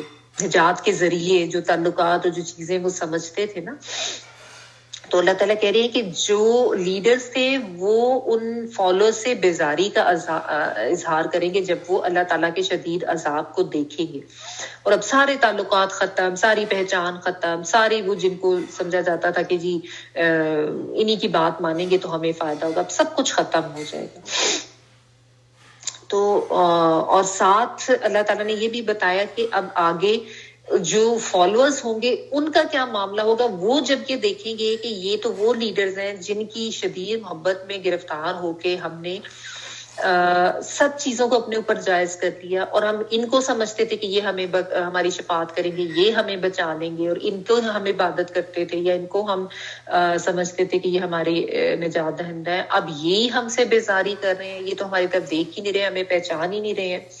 تو وہ کیا حسرت ہوگی، ان کی مختلف قسم کی حسرتیں ہوں گی. ایک تو اللہ تعالیٰ نے یہ بتائی کہ وہ کہیں گے کہ کاش ایک دفعہ دنیا میں ہمیں لوٹنا ہوتا تو ہم بھی ان لیڈرز کو منہ نہ لگاتے، ان کی طرف دیکھتے بھی نہ، ان کو اسی طرح اگنور کرتے، اسی طرح ان سے بیزاری دکھاتے جس طرح آج یہ ہمارے سے بیزاری دکھا رہے ہیں، جس طرح آج یہ ہمیں نظر انداز کریں، ہم دنیا میں ایک دفعہ اور بھیجے جائیں تو ہم بھی ان سے اسی طرح بیزار ہوں جس طرح آج یہ ہمیں اگنور کر رہے ہیں. یعنی آپ دیکھیں ان کو ایک تو یہ نظر آئے گا کہ جو سارے انہوں نے ہمارے ساتھ دعوے کیے تھے وہ سارے جھوٹے، اب تو ہماری کوئی یہ مدد نہیں کر رہے، یہ بھی ان کی حسرت ہوگی. پھر ان کو یہ بھی یاد آئے گا کہ ہم نے تو ان کو خوش کرنے کے لیے جو نیک اعمال کیے تھے، جو کوئی صدقے خیرات کیے تھے، جو کوئی نظر منت ان کے نام کی تھی، کوئی دیگیں چڑھائی تھی، کوئی قربانیاں دی تھی، اپنی طرف سے تو بڑا نیک کام سمجھ کے کیا تھا، لیکن سب ان کو خوش کرنے کے لیے کیا تھا، ان کے کہنے میں آ کے کیا تھا، وہ بھی سب ضائع گیا. اور سارا اپنا وہ جو برے اعمال کا ایک وہ وزن اور بوجھ ان کو اپنے اوپر نظر آ رہا ہوگا. تو یہ مختلف قسم کے ان کے ریگریٹس اور ان کی حسرتیں ہوں گی جو جس کی وجہ سے وہ اتنا پھر فرسٹریٹڈ ہوں گے اور وہ کہیں گے کہ کاش ہم نے دنیا میں بھیجا جائے تو ہم ان کی طرف دیکھیں بھی نہ. یہ اللہ تعالیٰ کیوں بتا رہی ہیں؟ اس لیے کہ انسان کو پتا چلے کہ آج دنیا میں انسان جو دوسروں کے پیچھے بھاگتا ہے ان کی شدید محبت کا شکار ہو کے، چاہے وہ کسی بھی طرح کا ہے، ہوتا ہے نا انسان دوسروں کے پیچھے بھاگتا بھی ہے اور ان سے کمپیٹ بھی کرتا ہے اور پھر اپنے غلط کاموں کو جسٹیفائی بھی کرتا ہے، یہ کہتے ہوئے کہ وہ دیکھو فلاں بھی تو یہ کر رہا ہے نا، اس نے کیا تو ہم نے بھی ایسا کرنا ہے نا. یہ جو سارے آپ دیکھیں معاملات یہ دنیا میں ہوتے ہیں نا، اندھی تکلیف بھی کی جاتی ہے، بے جا عقیدت و محبت بھی کی جاتی ہے، یا پھر جس ہم کہتے ہیں وہ فلاں تو بڑا ٹرینڈ سیٹر ہے، ہم نے اس کو فالو کرنا ہے، اور اس کے پیچھے انسان کیا کیا کچھ کرتا ہے. چلے یہاں پہ آپ کہیں کہ اگر ایک وہ شرک کرنے والے یا بات ماننے والے یا فالو کرنے والے اس کی بات ہو رہی ہے، لیکن باقی چیزیں جیسا میں نے آپ کو کہا نا، مجھے کریز ہو جاتا ہے لوگوں کو، کسی سیلیبریٹی نے کی طرح بننے کی کوشش کریں گے، اس نے جیسا فیشن کیا، اس نے جو کوئی طریقے اپنائے وہی کچھ کرنا ہے کہ یہ تو ٹرینڈ سیٹر ہے. یا اس کے علاوہ آپ دیکھیں دیگر معاملات میں، شادی بیاہ کے معاملات میں دیکھیں کس طرح لوگ اندھی تقلید کرتے ہیں، دوسروں کو کس طرح فالو کرتے ہیں. جو فلاں نے اس طریقے سے کیا، اب ہم نے تو اس طریقے سے ضرور کرنی ہے، ہم نے اس سے بڑھ کے کرنی ہے. اور سمجھتے ہیں کہ یہی اسی چیز میں شاید ہماری کامیابی ہے کہ ہم ان سے بڑھ کے کر لیں، دوسروں کے اوپر روب ڈال لیں. ٹھیک ہے، تو یہی چیز یہاں پہ اللہ تعالیٰ بتا رہے ہیں کہ وہ سارے اعمال جو ہے آخرت میں حسرت بنیں گے انسان کی، کہ کاش ہم نے ان کو فالو کر کے اللہ کی نافرمانی نہ کی ہوتی، کاش ہم ان کی محبت میں اتنا زیادہ ان کی محبت کا شکار نہ ہوئے ہوتے کہ ہم اللہ تعالیٰ کی محبت کو ہم نے پیچھے چھوڑ دیا. ایک دفعہ ہم دوبارہ بھیجے جائیں نا دنیا میں تو اب ہم ان کی طرف نظر بھی نہ کریں، ان کی طرف دیکھیں بھی نہ. لیکن وہی بات ہے کہ انسان اتنا مگن ہے، اتنا غافل ہے کہ وہ ان سارے کریز اور ان محبتوں میں یا ان عقیدتوں میں اتنا ڈوبا ہوا ہے کہ اس کو احساس ہی نہیں ہوتا کہ وہ کتنا غلط کام کر رہا ہے. وہ شرک کے درجے پر پہنچا ہوا ہوتا ہے اور شرک کرتے ہوئے بھی اس کو احساس ہی نہیں ہو رہا ہوتا. تو اللہ تعالیٰ نے یہاں پہ اس چیز کو بہت کلیئرلی بیان کر دیا، اور یہ بہت سمجھنے کی بات ہے کہ اس وقت پھر وہ حسرتیں ختم نہ ہوگی. آج جو غیر اللہ کے پیچھے جا کے جتنے بھی اعمال کیے ہیں نا نیک سمجھتے ہوئے، وہ سب ختم ہو جائیں گے اس دن. اور اس وقت انسان بھاگے گا ان لوگوں سے، کہے گا کہ کاش میں ان کی طرف نہ دیکھتا، ان سے محبت نہ کرتا. تو اور پھر اللہ تعالیٰ نے اس کا انجام جو ہے وہ بھی دائمی عذاب بتا دیا کہ وَمَا بِخَارِجِينَ مِنَ النَّارِ، وہ پھر آگ میں ایسے پھینکے جائیں گے کہ پھر اس سے نکلیں گے نہیں. دنیا کی سزا تو ختم ہو سکتی ہے نا، اس میں کمی بھی آ سکتی ہے، اس میں کوئی وقفہ بھی مل جاتا ہے، اگر کوئی جیل میں بھی ہے رات کو سونے کا بھی ٹائم مل جاتا ہے، کوئی آرام کا ٹائم مل جاتا ہے. وہاں پہ ایسا نہیں، مسلسل عذاب ہے، کوئی اس میں کوئی گیپ آنا ہی نہیں ہے، کوئی مہلت دی نہیں جانی، کوئی سکون کا سانس لینا ہی نہیں ہے. اس وقت بس وہی ہوتا جائے گا. تب آپ یہ دیکھیں کہ آپ کسی کو کوئی بات صحیح بتائیں تو لوگ آگے سے یہ بھی کہتے ہیں نا کہ یہ کیسے ہو سکتا ہے، ہم نے تو ہمیشہ یہ کرتے ہوئے دیکھا اپنے آبا کو، وہ سب بھی یہی کرتے تھے، اچھا بس وہ سارے تو جہنم میں ہیں، ہم بھی سارے جہنم میں ہیں، بس تم نے ہی جنت میں جانا ہے. اس طرح کے بھی پریشر آتے ہیں نا. یا یہ کہا جاتا ہے کہ تم اس کو کوئی ایک بندہ اگر کوئی دین پہ چلنے کی کوشش کرتا ہے تو اس کو سیگریگیٹ کر دیا جاتا ہے، یا اس کو یہ کہا جاتا ہے کہ یہ تو پاگل ہو گیا ہے، یہ کریز ہو گیا، اس کو یہ کریزی ہو گیا، یہ بے وقوف ہو گیا. حالانکہ کریز ان کے اپنے ہوتے ہیں جو کہ وہ بغیر دیکھے بغیر سوچے سمجھے اپنائے ہوئے ہوتے ہیں اور ان کے پیچھے بھاگ رہے ہوتے ہیں. اور بعض دفعہ یہ بھی ہوتا ہے کہ کسی انسان کو جو چلنے کی بھی کوشش کر رہا ہوتا ہے دین پہ، اس کو اتنا زیادہ پریشرائز کیا جاتا ہے کہ وہ بھی سمجھتا ہے کہ شاید یہی ٹھیک ہے اور وہ اس چیز سے ہٹ بھی جاتا ہے. بہت سے ایسے لوگ ہیں جو استقامت سے نہیں چل پاتے، اس سے ہٹ جاتے ہیں. اس کو یہ کہا جاتا ہے نا کہ بھئی تم ہی سب سے صحیح ہو، تم ہی بس جنت میں جانا ہے، ہم تو بڑے غلط ہیں.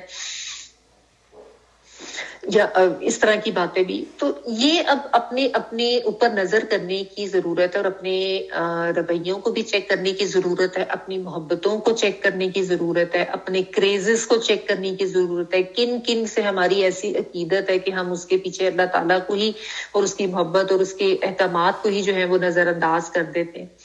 تو یہ اب جو ہے ہم چیک کریں کہ ہمارا کیا رویہ ہے یا ہمارے کیا حالات ہیں, اور ہماری محبتیں جو ہے وہ کس لیول کی. کہ ایسا تو نہیں کہ ہم بھی اپنی کسی چیز کا ایسا کریز ہے, کوئی ایسی دوڑ ہے, کوئی ایسا کمپٹیشن ہے, یا کوئی ایسی بلائنڈ فالوئنگ ہم بھی کر رہے ہیں کہ ہم دیکھ ہی نہیں رہے کہ اللہ تعالیٰ کے احکامات کیا ہیں اور اللہ تعالیٰ کے بندگی کی حدود و قیود کیا ہیں, اور ہم سب پامال کیے جا رہے ہیں اور انہی کے پیچھے بھاگے جا رہے ہیں. یہ مت کوئی سمجھے کہ یہ تو صرف وہ بت پرستوں کے لیے بات ہو رہی ہے نا, کہ انہوں نے شرک کیا تو وہ ان کے پیچھے بھاگے. کوئی بھی, کسی نے کوئی پیر فقیر بنایا ہے, کوئی کسی کی مریدی میں اتنا زیادہ آگے ہے, کوئی درگاہوں پہ لوگ جاتے ہیں, مزاروں پہ جاتے ہیں.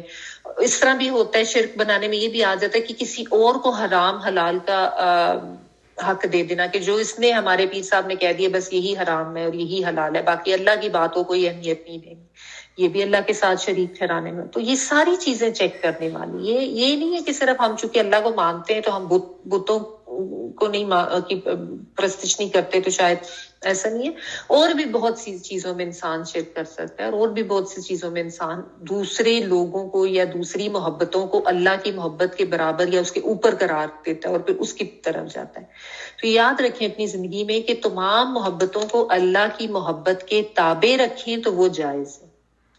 سب سے زیادہ شدید اور اوپر محبت جو ہے وہ اللہ تعالیٰ ہی کی ہونی چاہیے, تبھی انسان کے معاملات جو ہے وہ ٹھیک رہتے ہیں, ورنہ پھر اللہ تعالیٰ کی طرف سے پکڑ ہے اور شدید عذاب. اچھا, یہاں پہ یہ رکوع کمپلیٹ ہو گیا. تو یہاں پہ انسانوں کے عقیدے کو, کانسیپٹس کو ٹھیک کر دیا گیا, اس کے لیے دلائل بھی دے دیے گئے اور ڈرا بھی دیا گیا, سزا بھی بتا دی گئی. ٹھیک ہے, اب آگے جو ہے اللہ تعالیٰ تمام لوگوں سے خطاب یہ کر رہے ہیں کہ اب تم نے کرنا کیا آگے, اپنی زندگی کس طریقے سے گزارنی ہے, یعنی معاملات تم نے کس طریقے کے کرنے. عقیدہ درست ہو گیا. اب معاملات کے بارے میں اللہ تعالیٰ کیا کہہ رہے ہیں, یا ایھا الناس کلوا مما فی الارض حلالا طیبا ولا تتبعوا خطوات الشیطان انہ لکم عدو مبین انما یأمرکم بالسوء والفحشاء وان تقولوا علی اللہ ما لا تعلمون. ایک ہی ملتی جلتی آیات ہے تو ہم اکٹھے کر لیتے ہیں. اے لوگوں, زمین میں جتنی بھی حلال اور پاکیزہ چیزیں ہیں انہیں کھاؤ پیو, اور شیطان کے راستے پر نہ چلو, وہ تمہارا کھلا دشمن ہے. وہ تمہیں صرف برائی اور بے حیائی کا اور اللہ تعالیٰ پر ان باتوں کو کہنے کا حکم دیتا ہے جن کا تمہیں علم نہیں ہے. یا ایھا الناس, اے لوگو, کلو, یہ اکلا سے ہے, الف کاف لام حمزہ کاف لام, اس کا روٹ ورڈ ہوتا ہے کھانے کے معنوں میں آتا ہے. ٹھیک ہے, کلو کھاؤ, مما اس میں سے جو, ٹھیک ہے, من اور ماں سے مل کے بنا, اس میں سے جو, فی الارض زمین میں ہے, کیا چیز, حلالن حلال, حالام لام, یہ حلال جو ہے نا اس کا مطلب ہوتا ہے گرا کھولنا. تو بیسیکلی پابندی ہٹانا, یعنی جو چیز حلال ہوتی ہے اس کی گرہ کھول دی جاتی ہے, اس کے اوپر کوئی پابندی نہیں ہوتی. حلالن حلال, اور طیبن, طیب جو ہے طیبہ یہ پاک کے لیے آتا ہے, اور اس میں خوشگوار ہونے کے معنوں میں بھی آتا ہے. ٹھیک ہے, یعنی جو چیز انسان کے حواس اور نفس پہ اچھی, خوشگوار ہو, پاکیزہ ہو. ابھی میں اس کی ڈیٹیل بتاتی ہوں. ولا, اور نہ, تتبعوا, تم پیروی کرو, تم اتباع کرو, تا تم والا, اور پہلا تا تم والا, دوسرا تا جو ہے وہ روٹ کا ہے, تا با عین, اتباع کرنا, پیروی کرنا. خطوات جو ہے یہ خطوہ کی جمع ہے. خطوہ بیسیکلی کہتے ہیں 2 قدموں کا درمیانی فاصلہ جو ہوتا ہے, خواہ توئیں اور واو, اور خطوات اس کی جمع ہے, فٹ پرنٹس آپ کہہ لیں. الشیطان, شیطان کی. ٹھیک ہے, تو یعنی جیسے ہم کہتے ہیں نا کہ اس کے قدموں کے اوپر نہ جاؤ, اس کی پیروی نہ کرو, بیسیکلی یہ اسی میں ہے کہ جب بالکل کسی کے قدموں کے نشان کے اوپر انسان جائے گا تو اس کی پیروی کرنے میں ہی آتا ہے نا. تو خطوات شیطان کے قدموں کی یعنی شیطان کے قدموں کی پیروی نہ کرو. انہو بے شک وہ لکم لیے تمہارے عدوم دشمن ہے مبین واضح کھلم کھلا با یا نون سے مبین جو چیز بہت واضح ہو. انما بے شک یأمرکم وہ حکم دیتا ہے تم کو. یہ وہ کے معنوں میں آتا ہے ان والا اور الف میم را حکم امر حکم کے لیے بھی آتا ہے کام کے لیے بھی آتا ہے. کم تم سب کو بالسوء سو جو ہے یہ برائی کے لیے آتا ہے سین واو اور حمزہ. ہر وہ چیز جو انسان کو غم میں یا تکلیف میں مبتلا کرے کوئی بھی قسم کی غم تکلیف مطلب ایک اس کا میں لفظی میں بتا دوں لیکن یہ کوئی بھی برا کام غلط کام اس معنوں میں آتا ہے. سو جو ہے وہ بعض جگہ پہ عذاب کے معنوں میں بھی آتا ہے. تو یہاں پہ یہ برائی کے معنوں میں. والفحشائی اور فحاشی کا بے حیائی کا فحاشی شیم لیسنس.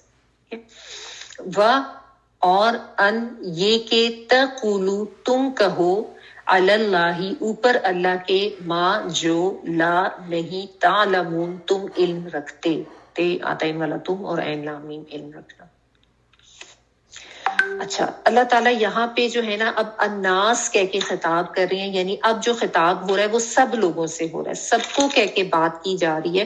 پہلے اللہ تعالیٰ نے توحید کا کانسیپٹ کلیئر کر دیا شرک سے شرک کی نفی کر دی ٹھیک ہے یعنی انسان کی روحانی غذا کا بیان کیا اور اس کا انجام بھی بیان کر دی کہ اگر وہ کانسیپٹ تمہارا ٹھیک نہیں ہوگا تو تم عذاب پاؤ گے. اب انسان کی جسمانی غذا کس طرح کی ہونی چاہیے اس کا حکم دیا جا رہا ہے. بتایا جا رہا ہے کہ کھانے پینے میں حلال اور طیب کو اپنا ٹھیک ہے یعنی عقیدے کی درستگی کے بعد اب اوامر اور نواہی ان کے بارے میں بتایا جا رہا ہے کہ حلال کھاؤ طیب کھاؤ. حلال سے کیا مراد ہے جس کو ہم کہتے ہیں کہ جائز یعنی وہ تمام چیزیں جنہیں شریعت نے حرام قرار نہیں دیا. حلال سے مراد کیا ہے وہ تمام چیزیں جنہیں شریعت نے حرام قرار نہیں دیا اور وہ بھی جنہیں انسان اپنے عمل سے خود کے اوپر حرام نہ بنا لے. ایک تو یہ ہے نا ہم کہتے ہیں یعنی یہ حلال ہے یعنی جس کو شریعت نے حرام نہیں کیا اللہ نے حرام نہیں کیا اور دوسری وہ بھی جس چیزیں انسان کے اوپر حلال ہیں جنہیں انسان اپنے عمل سے حرام نہ بنا. اس سے کیا مراد ہے کہ ویسے تو چیز حلال تھی لیکن انسان نے اپنے عمل سے اس کو حرام بنا لیا. فرض کریں چوری کی مرغی ویسے تو کھانا حلال ہے لیکن کسی نے چرائی ہے کسی کی مرغی. اب بھلے وہ بسم اللہ اور اللہ اکبر پڑھ کے اس کو ذبح کر رہا ہے ذبیحہ تو حلال ہے لیکن وہ چیز اٹ سیلف جو ہے اس کے اس چرانے کی عمل کی وجہ سے وہ حرام ہے.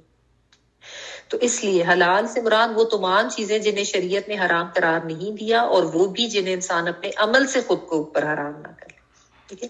اسی طرح کوئی بھی غلط طریقوں سے مال کمانا سود وغیرہ کرنا یہ سب اسی میں آ جاتا. تو حلال کی جو ہے ہمارے ہاں اب اللہ تعالیٰ نے جو شریعت ہے ہمارے یہاں سے مراد یعنی ہمارے دین میں جو چیزیں حلال ہیں وہ اللہ تعالیٰ نے بہت واضح طور پہ بیان کر دی ہیں ٹھیک ہے. مال و دولت کے حوالے سے بھی اور کھانے پینے کے حوالے سے بھی وہ ہمارے اوپر واضح ہیں. حلال بالعین بھی اور حلال بالکسب بھی. عین یعنی جو کمپلیٹلی حلال ہے اور بالکسب یعنی جو ویسے بھی اپنی کمائی جو ہے اس کے لحاظ سے بھی وہ چیز حلال ہوگی جو میں نے بھی آپ کو ایکسپلین. اور طیب بھی ہو.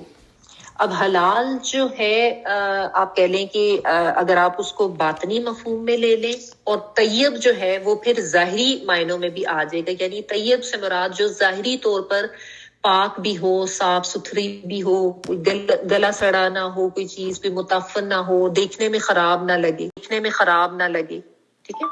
تو یہ دو چیزیں اللہ تعالیٰ نے بتائی ہیں کہ کھاؤ جو کچھ زمین میں ہے حلال ہو پاک ہو.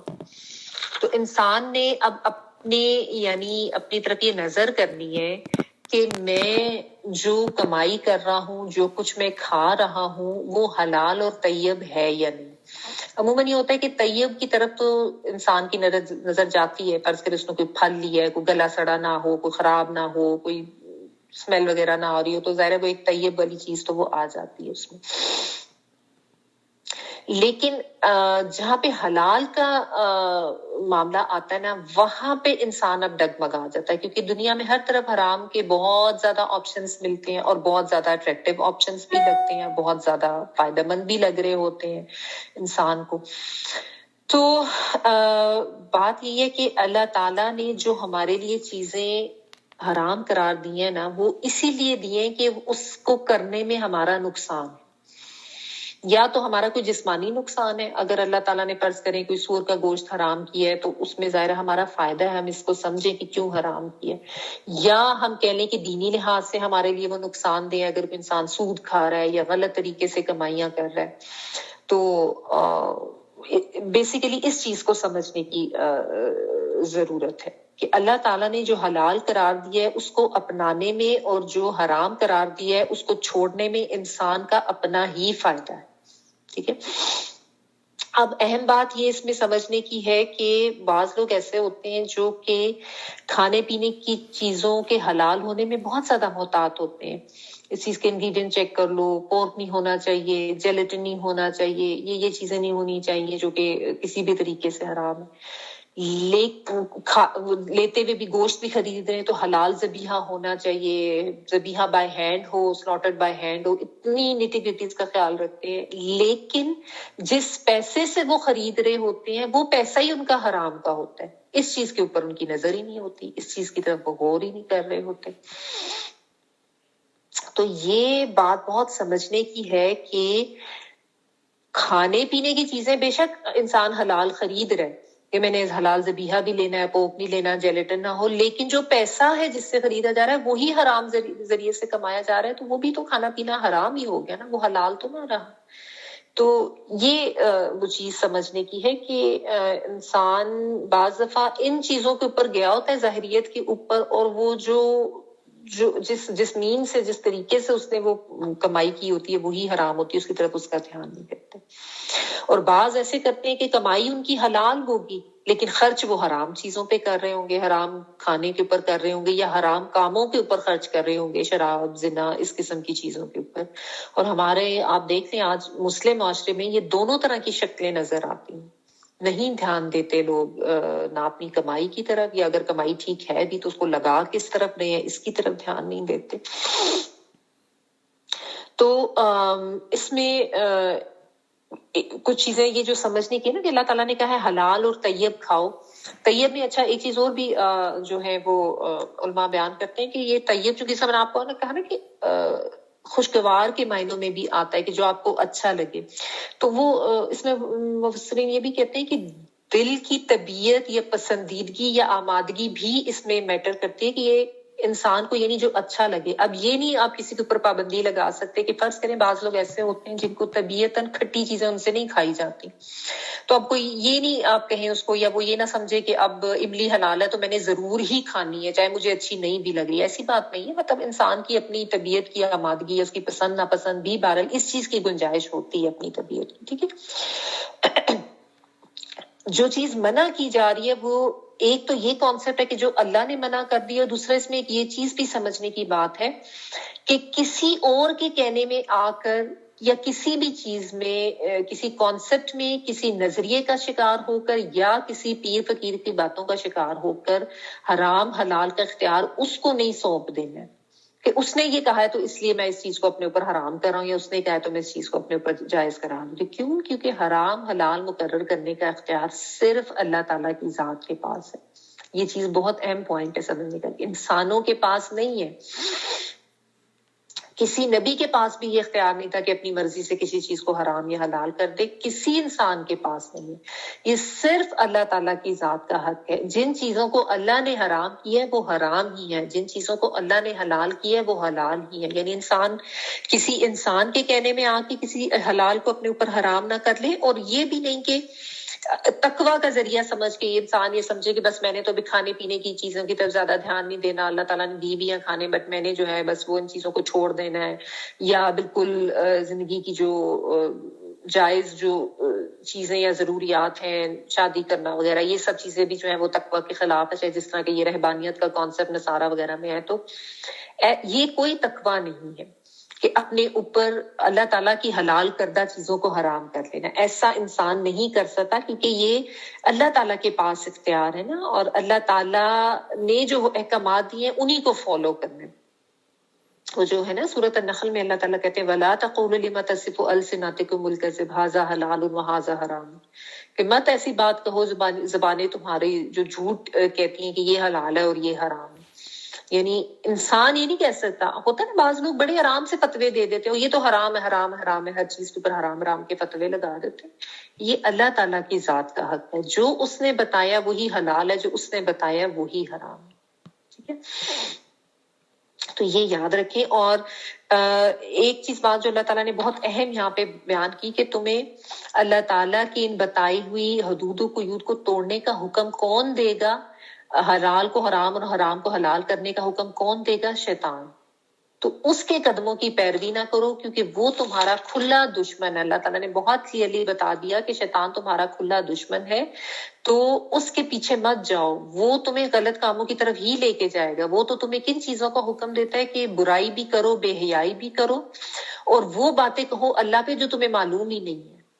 سو اور فحشا جب اکٹھے آئے نا تو اس میں ساری طرح کی برائی آ جاتی ہے. فحشا جو ہے نا یہ اسپیسیفکلی اوریانی یا زنا سیکس ریلیٹڈ جو برائیاں نا ان کی طرف یہ جاتا ہے, یہ ورڈ جو ہے فحش جو ہے. اور برائی ویسے سو جو ہے اس میں آپ کہہ لیں کہ دیگر برائیاں جس طرح کوئی دھوکہ ہے, حرام کمانا ہے, جھوٹ ہے, غیبت ہے, بغض ہے, اس طرح کی چیزیں, اور پلس بے حیائی, اوریانی, زنا, یہ سب چیزیں. تو جب سو اور فحشائی اکٹھے آ جائے تو پھر ہر طرح کی برائی اس میں آ جاتی. ٹھیک ہے نا. سو عموماً ایسی ہوتی ہے برائی جس میں جو اپنے اگینسٹ انسان کر رہا ہوتا ہے, اور فحشا جو کہ دوسروں کے اگینسٹ کر رہا ہوتا ہے یا جس کا اثر دوسروں کے طرف جا رہا ہوتا ہے. اور تیسری چیز جو اللہ کے اگینسٹ گناہ ہو رہا ہوتا ہے, یعنی اللہ کے اوپر ایسی بات کہنا جو کہ تمہیں علم ہی نہیں ہے, یعنی بغیر دین کے علم کے فتوے دینا, یہ بھی چیز غلط ہے. اور یہ تین چیزیں جن کے بارے میں اللہ تعالیٰ بتا رہے ہیں کہ شیطان جو ہے تمہیں ان تین غلط کاموں کی طرف لے کے جاتا ہے, سو کی طرف بھی, فحشا کی طرف بھی, اور اللہ کے اوپر ایسی بات کہنا جس کو تم جانتے ہی نہیں ہو. خود ہی سے حرام حلال کے فتوے دیتے رہنا بغیر دلیل کے, بغیر کوئی شرعی حکم کے. تو یہ یاد رکھیں کہ بہت زیادہ محتاط رہنے کی ضرورت ہے. بے جا اس طرح کے فتوے نہیں کوئی دے سکتا. کوئی آپ سے کوئی چیز پوچھے بھی نا تو اپنا پورا ٹائم لگا کے پوری طریقے سے اس چیز کو ویریفائی کر کے پھر اس کا جواب دیں. اسی لیے آپ لوگ جب اکثر سوالات مجھ سے کرتے ہیں تو میں آپ کو جس چیز پہ میری لمٹ ہوتی ہے میں آپ کو بتا دیتی ہوں کہ یہ چیز میں اس کے بارے میں کوئی فتویٰ نہیں دے سکتی, یا جواب دینے میں بھی میں بعض دفعہ ٹائم لیتی ہوں کہ میں اچھی طرح سے ویریفائی کر کے کوئی ثبوت کے ساتھ, دلیل کے ساتھ بات کروں. کیونکہ یہ بہت زیادہ غلط بات ہے کہ کوئی غلط فتویٰ دے دینا بغیر جانے, بغیر علم کے. سب سے زیادہ تو بہتر یہ کہ اگر آپ کو کوئی چیز نہیں پتا آپ اس کے بارے میں کہہ دیں مجھے اس کے بارے میں کوئی علم نہیں ہے. یہ کہہ دینا بھی آدھا علم ہے, بجائے اس کے کہ آپ غلط فتوے دیں. ٹھیک ہے نا. تو شیطان جو ہے وہ غلط کاموں کی طرف لے جاتا ہے, اور شیطان کے مختلف طریقے کے ہتھ کنڈے ہوتے ہیں. وسوسہ بھی ڈالتا ہے, اور برائی کو اچھائی بنا کے بھی دکھاتا ہے, اور اگر کوئی عبادت میں پڑا ہوا ہے تو اس کو بدعت کی طرف لے جائے گا اس طریقے سے بھی, یا دوسروں کے ذریعے اس کے اوپر حملے کروائے گا. مختلف طریقے ہوتے ہیں شیطانی ہتھ کنڈے, تو مختلف طریقے, ہر طرف سے وہ حملہ آور ہوتا ہے نا. تو شیطان کے سے بہت زیادہ الرٹ ہو کے رہنے کی ضرورت ہے. ٹھیک ہے. اچھا, یہ بس اتنا ہی رکھتے ہیں اس کو. لیکن میں آپ کو نا یہ جو حرام اور حلال سے ریلیٹڈ کچھ اہم احادیث ہیں وہ بتانا یہاں پہ ضروری ہے, وہ میں آپ کو بتا دیتی ہوں. حضرت جابر رضی اللہ تعالیٰ عنہ فرماتے ہیں کہ رسول اللہ صلی اللہ علیہ وسلم نے فرمایا کہ وہ گوشت جو مال حرام سے پروان چڑھتا ہے وہ جنت میں داخل نہ ہوگا, اور جو بھی گوشت حرام سے پروان چڑھا اس کے لیے جہنم ہی لائق تر ہے. مسند احمد کی حدیث ہے. ٹھیک ہے. جو گوشت حرام سے پروان چڑھتا ہے وہ جنت میں داخل نہ ہوگا, جو بھی گوشت حرام سے پروان چڑھا اس کے لیے جہنم ہی لائق تر ہے. میں کوشش کرتی ہوں کہ یہ حدیث آپ کو شیئر بھی کر دوں اسکرین شاٹ. پھر ایک ہے حضرت ابو ہریرہ رضی اللہ تعالیٰ عنہ فرماتے ہیں کہ نبی صلی اللہ علیہ وسلم نے فرمایا, اے لوگو اللہ پاک ہے اور وہ صرف پاک مال قبول کرتا ہے. اللہ تعالیٰ نے مومنوں کو بھی اسی بات کا حکم دیا جس کا اس نے رسولوں کو حکم دیا, اور رسولوں کو بھی اللہ تعالیٰ نے یہی حکم دیا کہ پاک چیزیں کھاؤ, نیک عمل کرو. یہی سب احکامات عام لوگوں کے لیے بھی ہیں۔ پھر آپ صلی اللہ علیہ وآلہ وسلم نے ایسے شخص کا ذکر کیا جو، یہ بات اہم ہے سننے والی، کہ جو لمبا سفر کر کے آیا ہو اور اس کے بال پریشان اور خاک آلود ہوں، وہ اپنے ہاتھ آسمان کی طرف پھیلاتا ہے اور کہتا ہے اے میرے پروردگار، اے میرے پروردگار، جبکہ یعنی اللہ، آپ اس کے غور کریں، نبی صلی اللہ علیہ وسلم ایک ایسے انسان کے بارے میں بتا رہے ہیں کہ جو کوئی بڑا لمبا سفر کر کے آیا ہے، اس کے بال پریشان اور خاک آلود، یعنی پتہ چل رہا ہے بالوں میں، اس زمانے میں ہوتا تھا سارا صحرائی علاقہ تھا، سفر کرتے تھے تو بالوں پہ مٹی شٹی پڑی ہوتی تو پتہ چل جاتا تھا کہ یہ مسافر ہے، بڑی دور سے آ رہا ہے، اور اپنے ہاتھ وہ آسمان کی طرف پھیلاتا ہے اور اللہ سے دعا مانگ رہا ہے کہ اے میرے رب، اے میرے رب، جبکہ اس کا کھانا حرام، اس کا پینا حرام، لباس حرام، جس غذا سے اس کا جسم بنا ہے وہ بھی حرام ہے، تو پھر اس کی دعا کیسے قبول ہوگی؟ یہ ترمذی اور صحیح مسلم کی ریفرنس سے آتا ہے۔ یعنی یہ بہت سمجھنے کی بات ہے کہ کوئی انسان بڑے زور و شور سے دعائیں مانگ رہا ہے، چاہے وہ بڑے برے حالوں میں بھی ہے، جو بھی ہے، لیکن وہ دعا مانگ رہا ہے اللہ سے بڑے اس سے، لیکن کھانا پینا، لباس، جس غذا سے اس کا جسم بنا ہے سب حرام تھا، تو اس کی دعا کیسے قبول ہوگی؟ بعض دفعہ لوگ یہ کہتے ہیں نا کہ ہماری دعائیں قبول نہیں ہوتی، ہم تو بڑے عرصے سے دعا کریں، بہت دفعہ دعا کر رہے ہیں، تو ان کے لیے یہ ہے کہ اپنے جو کمائی ہے نا اس کو چیک کریں، اپنے کاروبار کو چیک کریں یا اپنی جاب کو چیک کریں۔ لیڈیز، آج کل تو لیڈیز بھی ظاہر جابس بھی کرتی ہیں، کاروبار بھی کرتی ہیں، تو چیک کریں کہ کمائی جو ہے وہ حرام ہے یا حلال ہے۔ اور اگر لیڈیز نہیں کر رہی، آپ کے ہسبینڈ جاب کر رہے ہیں، تو آپ پہ یہ ذمہ داری آتی ہے کہ آپ چیک کریں کہ آپ کے ہسبینڈ جو جاب کر رہے ہیں یا جو کاروبار کر رہے ہیں اس کی شرعی حیثیت کیا ہے۔ ایک مسلمان ہونے کے ناطے یہ بیویوں کے اوپر بھی ذمہ داری ہوتی ہے کہ اس کو چیک رکھیں اور اس چیز کو ڈسکس کریں کہ جو بھی جاب آپ کے ہسبینڈ کر رہے ہیں یا کاروبار کر رہے ہیں اس کی شرعی حیثیت کیا ہے، وہ جائز ہے یا نہیں ہے، کیونکہ حرام کمائی کمانے اور کھانے والوں کی دعائیں بھی قبول نہیں ہیں۔ ایک اور روایت میں آتا ہے مسند احمد کی کہ نبی صلی اللہ علیہ وسلم نے فرمایا، حضرت عبداللہ بن مسعود رضی اللہ تعالیٰ عنہ سے مروی ہے کہ جو شخص حرام مال کمائے اور پھر اسے صدقہ کرے تو وہ صدقہ بھی قبول نہیں ہوتا، اور اگر اسے خرچ کرے تو اس میں برکت نہیں ہوتی۔ حرام کما کے کوئی صدقہ کرے گا تو وہ صدقہ قبول نہیں، اس سے خرچ کرے گا تو اس میں برکت بھی نہیں ہو۔ ٹھیک ہے، تو یہ بھی ہے کہ اگر برکت بھی نہیں محسوس ہو رہی گھر میں تو اس پہ بھی چیک کریں کمائی کو۔ ایک اور حضرت ابو ہریرہ رضی اللہ تعالیٰ عنہ سے روایت ہے صحیح مسلم میں کہ آپ صلی اللہ علیہ وسلم نے فرمایا اللہ تعالیٰ صرف پاکیزہ کمائی سے ہی صدقہ قبول کرتا ہے۔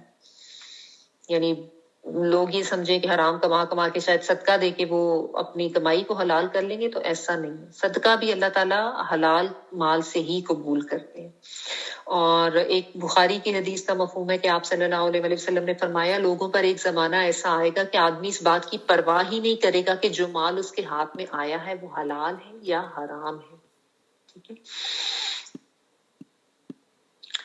اس میں پھر یہ بھی آتا ہے کہ اگر جو مشتبہ چیزیں ہیں نا ان سے بھی دور ہو جاؤ، اس کی ڈیٹیل میں۔ ٹھیک ہے، تو یہ بہت ضروری ہے اس چیز پہ نظر رکھنی، کیونکہ نبی صلی اللہ علیہ وسلم نے کہا کہ ایک وقت آئے گا کہ وہ فرق، وہ تمیز ہی ختم ہو جائے گی، لوگ دھیان ہی نہیں دیں گے۔ آج کل یہی ہو رہا ہے نا، جس طریقے سے بھی بس پیسہ چاہیے، کمائی کرنی ہے، باقی کوئی فرق نہیں پڑتا۔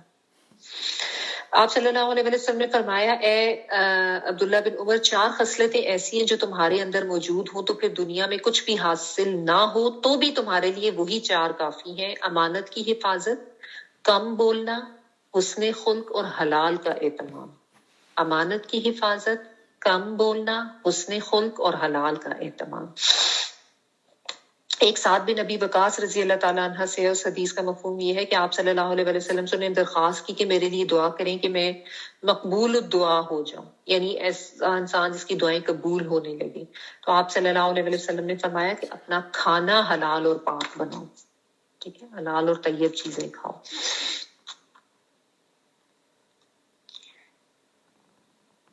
آپ صلی اللہ علیہ وسلم نے فرمایا، ایک اور حدیث کا مفہوم ہے کہ سوری اس کا ریفرنس میرے پاس نہیں لکھا ہوا، قسم ہے اس ذات کی جس کے ہاتھ میں محمد کی جان ہے صلی اللہ علیہ وسلم، کہ بندہ اپنے پیٹ میں حرام لقمہ ڈالتا ہے تو 40 دن تک اس کا کوئی نیک عمل قبول نہیں ہوتا۔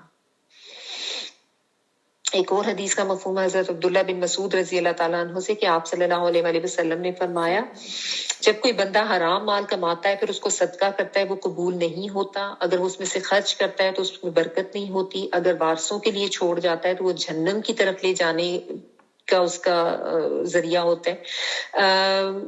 بے شک بری چیز سے برے عمل نہیں دھلا کرتے، یا میلی چیز یہ سمجھ ہوا ہے۔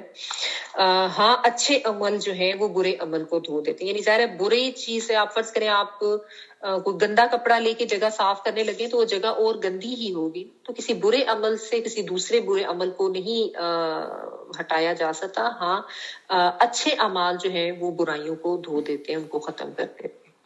اور یہ بھی یاد رکھیں کہ قیامت میں جو سوال لازمی انسان کے کیے جائیں گے، وہ انسان جب تک اس کا جواب نہ دے گا تو میدان حشر سے نہیں جا سکے گا کہ اپنی جوانی کس کام میں لگائی، مال کہاں سے آیا کہاں لگایا، جو علم حاصل کیا تھا اس پر کتنا عمل کیا۔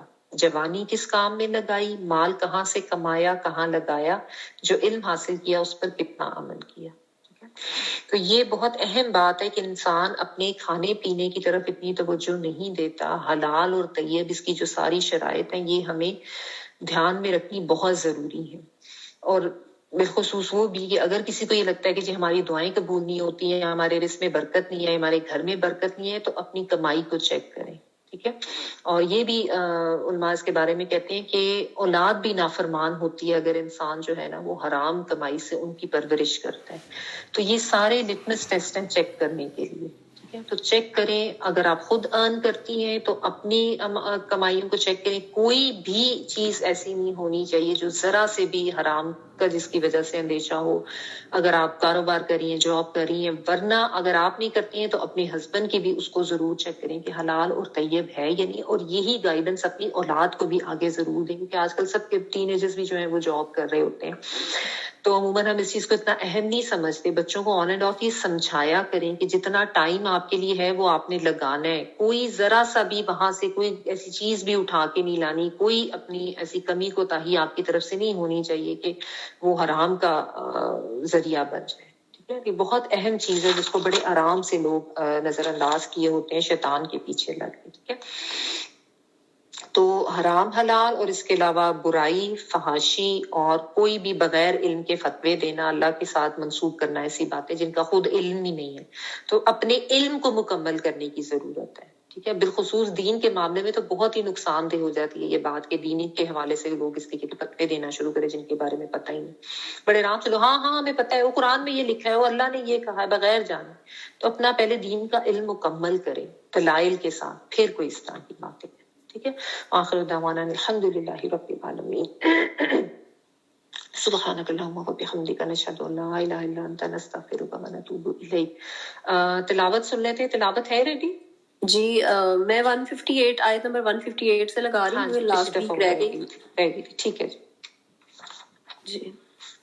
إن الصفا والمروة من شعائر الله فمن حج البيت أو اعتمر فلا جناح عليه أن يطوف بهما ومن تطوع خيرا فإن الله شاكر عليم إن الذين يكتمون ما أنزلنا من البينات والهدى من بعد ما بيناه للناس في الكتاب أولئك يلعنهم الله ويلعنهم اللاعنون إلا الذين تابوا وأصلحوا وبينوا فأولئك أتوب عليهم وأنا التواب الرحيم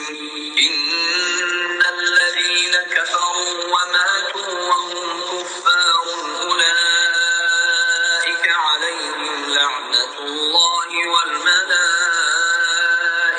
والناس أجمعين خالدين فيها لا يخفف عنهم العذاب ولا هم ينظرون وإلهكم إله واحد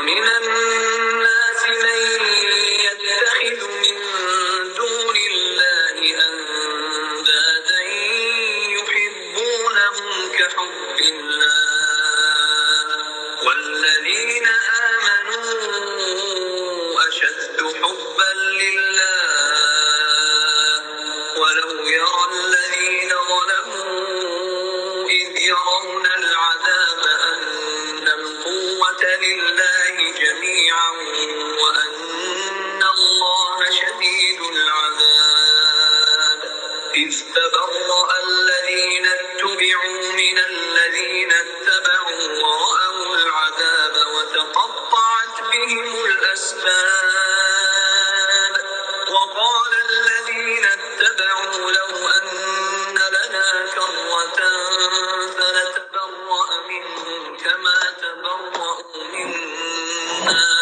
كذلك يريهم الله أعمالهم حسرات عليهم وما هم بخارجين من النار يا أيها الناس كلوا مما في الأرض حلالا طيبا ولا تتبعوا خطوات الشيطان إنه لكم عدو مبين إنما يأمركم بالسوء والفحشاء